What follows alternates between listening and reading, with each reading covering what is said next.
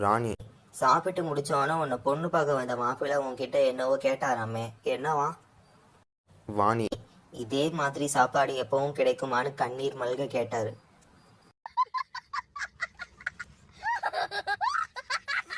வாணி. ராத்திரி 8 மணி ஆனா என் கணவர் வீட்டு கதவை சாத்திடுறாரு. ராணி. புதுசா கல்யாணமாச்சே, கொஞ்ச நாள் அப்படிதான் இருக்கும். வாணி. அட நீ வேற, அவரு பாத்திரம் தேய்க்கிற விஷயம் வெளியே யாருக்கும் தெரியக்கூடாதான்.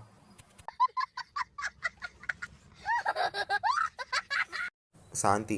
தலை தீபாவளிக்கு உன்னோட மாமனார் முறைப்படி எல்லாம் செஞ்சாரா? காந்தி.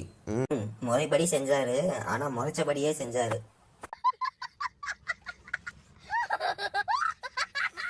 மாலதி.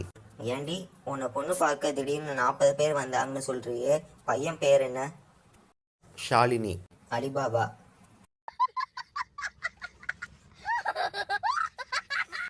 ஒருவர். அந்த கட்சியில உனக்கு கொள்கை பரப்பு செயலாளர் பதவி கொடுத்திருக்காங்களே, என்ன வேலையா? மற்றவர். கட்சியோட கொள்கை என்னன்னு கண்டுபிடிச்சு அதை பரப்பணுமா?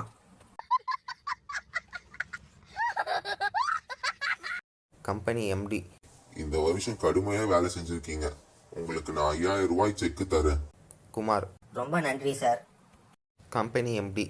இட்ஸ் ஓகே, இதே போல அடுத்த வருஷமும் நல்லா வேலை செஞ்சா இந்த செக்ல கையெழுத்து போட்டு தரேன்.